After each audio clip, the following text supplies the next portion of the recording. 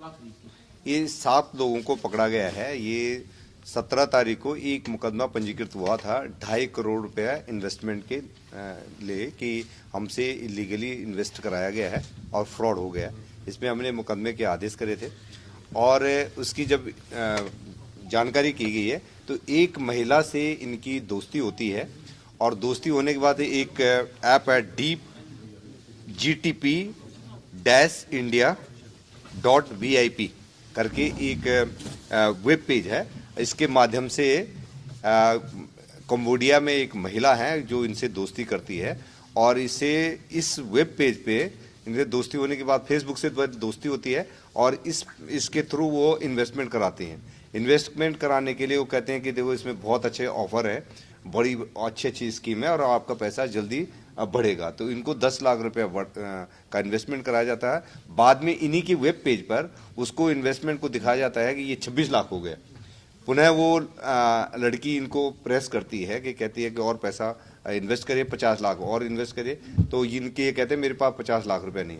बाद में उसी लड़की को वो कहती है कि देखो चलो तुमसे मेरी दोस्ती हो गई है, तो 50 लाख रुपया वो अपने दिखाती है कि मैंने 50 लाख रुपये इसमें इन्वेस्ट कर दिया है और फिर इनका बढ़ा हुआ पैसा स्क्रीन पे दिखता है। तो इनको ये विश्वास हो जाता है कि इसमें पैसा बढ़ता है। कुछ दिनों बाद जो है उस लड़की के पिता बन करके एक कर्नल आता है और उनके ये कंबोडिया में हो रहा है। एक उन्होंने अपना स्टूडियो बना रखा है और उसमें से कर्नल आता है। कर्नल उनको इसको फोन करके धमकी देता है कि तुम यहाँ के सीपी मेरे दोस्त हैं और मैं तुम्हारे खिलाफ कार्रवाई कर रहा हूँ। तुमने मेरी लड़की को फंसा रखा है, मेरी लड़की का तुम जो है किसी दोस्ती कर रखी है और उसको धमकी देता है। और उसके बाद उससे पैसा कैश के माध्यम से और इन्वेस्टमेंट के, तो काफ़ी लंबे समय से इन्वेस्टमेंट के नाम पे और इसको एक्सटॉर्शन के नाम पे इसे पैसा लिया था। करीब 2.5 करोड़ रुपये इनसे इनका लिया जाता है। 2 करोड़ 50 लाख इनसे लिया जाता है और ये हमारे पास पहले नहीं आते, पर बाद में इनको पता लगता है कि मेरे साथ फ्रॉड हो गया, फिर ये FIR कराते हैं। तो इस पूरी इन्वेस्टिगेशन में अभी जो 7 लोगों को पकड़ा गया है तो यहाँ के लोकल अकाउंट्स का यूज हुआ है और जिसमें एक जो मेन आरोपी हमने आज इसको पकड़ा है तो ये लड़का को पूरा जानकारी है। इसकी चैट, इसके 12 खाते इसे मिल गए हैं। ये ओसामा पुत्र नफीस है, यही बाबूपुरा का रहने वाला है। इसके 12 खाते, इसकी चैट उनके कंबोडिया वालों के ये टच में है और यही यहाँ पर जो है जो पैसे का इसके मॉडस ऑपरेंडी है कि USDT में कन्वर्ट कराना और वहाँ पर पैसे का इनके रूटिंग होना कंबोडिया से जा करके या पुनः यहाँ पर वहाँ से रूटिंग होकर के इनके खातों में पैसा आना, कैश में आना, कैश को फिर जो है USDT में कन्वर्ट कराना। तो ये जो पूरा गैंग पकड़ा गया है इसमें इससे पहले जो है डॉक्टर्स के साथ घटना हुई थी, करीब 5.5 करोड़ रुपए का उनका भी इन्वेस्टमेंट कराया गया था। मैक्सिमम लोग लोकल हैं, लोकल खातों का यूज हो रहा है, लेकिन कंबोडिया में इनके ऑपरेटर्स बैठे हुए हैं और पैसे का रूटिंग होती है, लेयरिंग होती है, 3rd लेयर पर इनके पास पहुंचता है। तो अभी इनसे पूछताछ की जा रही है। काफी संख्या में हमें उम्मीद है कि काफी संख्या में और खाते, अन्य खातों का अभी तो ये घटना में इन्होंने केवल इसी घटना में कुछ शामिल होना बताया गया है, लेकिन इनके बारे में और जांच पड़ताल कर रही है। और उसके बाद आपने देखा होगा कि पहले वाली घटना में लोकल लोगों का काफी अभी स्केल काफी बढ़ गया है, तो लोकल लोग भी इसमें काफी इन्वॉल्व हैं और बहुत इजी है। इनको 4% कमीशन, अपफ्रंट कमीशन जो है 4% का इनको दिया जा रहा है और दूसरा USDT भी वो हायर रेट पर ले रहा है। तो जो खाता का हो गया और फिर जो है विक्टिम बनाने के लिए तो ये हर उसमें उनको 4% का फायदा हो रहा है। तो इसी लालच में आकर के बहुत इजी होने की वजह से खाता इनके द्वारा खोले जा रहे हैं। ये सब जो लोग जानबूझ करके लेन देन में जो लोग जानबूझ के अपने अकाउंट खोलते हैं या जो बेचते हैं या जो हैंडलिंग जो करते हैं, तो ये लोग तो दोषी हैं। इनको पता है ये गलत तरीका हो। क्रिप्टो में कन्वर्ट करना, कलेक्शन करना, कलेक्शन एजेंट सारे लोकल हैं। तो अब इसकी गहनता से छानबीन की जा रही है और ये बड़े लेवल पर हो रहा है।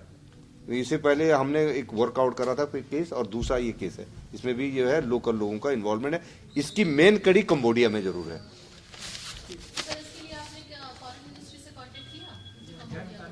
ये हमारी फॉरेन मिनिस्ट्री तो कर ही रही है, इसमें काफ़ी उन्होंने डिटेल लिया। कुछ लोग कंबोडिया से लाए भी गए थे और हमारे यहाँ कानपुर के भी थे, जो हमारी टीम ने उनसे पूछताछ करी और काफ़ी ब्रेक थ्रू मिला है, हमें जानकारी मिली है कि ये कैसे रैकेट काम कर रहा है। तो लगातार हमें सेंटर से भी हमें इन्फॉर्मेशन मिल रही है और वहाँ से कुछ लोगों को इंडिया वापस लाया गया था, जिनको ज़बरदस्ती वहाँ पर रखा गया था। तो शहरवासियों के लिए जो लोग खाता दे देते हैं उनके लिए कोई चेतावनी नहीं?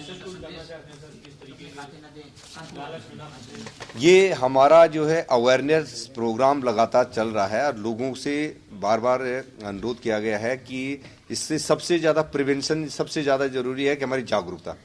ये जितने जागरूक होंगे हम लोग, जैसे अभी इसमें देखेंगे फेसबुक के माध्यम से इन्वेस्टमेंट फ्रॉड इन्वेस्टमेंट करवाया गया, तो लोग लालच में न आए।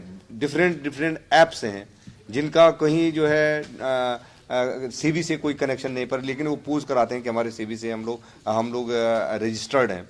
कुछ लोग जो है डिजिटल अरेस्ट के और सीबीआई का, ईडी का ये बना करके अपने स्टूडियो टाइप का बना करके और लोगों को दिखाते हैं कि हम ईडी से बोल रहे हैं। कोई ईडी कोई सीबीआई किसी पैसे की डिमांड नहीं करती है, किसी लोगों को ऐसे नहीं बोलता है कि आप इतना पैसा ट्रांसफर करिए। ओटीपी मांगने कोई नहीं मांगता है। तो लोगों को हम लोग जागरूकता अभियान चलाते हैं कि लोग इसमें न पड़ें और काफ़ी देखा होगा में जगह जगह हमारी जो मिशन शक्ति वाले हैं लोगों को भी बताने की कोशिश करें कि इस ट्रैप में फंसे। अपना अकाउंट का डिटेल न दें, अपने जो मोबाइल फ़ोन्स का इस्तेमाल उसमें अपने जो अकाउंट का उसको जो है डबल ऑथेंटिकेशन कर रखें। आप डिजिटल पेमेंट्स के बारे में जो किसी को आप रिसीव करने का, आप किसी को भेजने का नहीं, कोई लॉटरी ऐसी नहीं है, कोई इनाम ऐसा नहीं है कि जो आपके आता है। और जो कुछ ऐसे लिंक है जो अनवेरिफाइड लिंक है उन पे आप कनेक्ट उसको न क्लिक करें। तो पहले जानकारी करना ही ज़्यादा ज़रूरी है।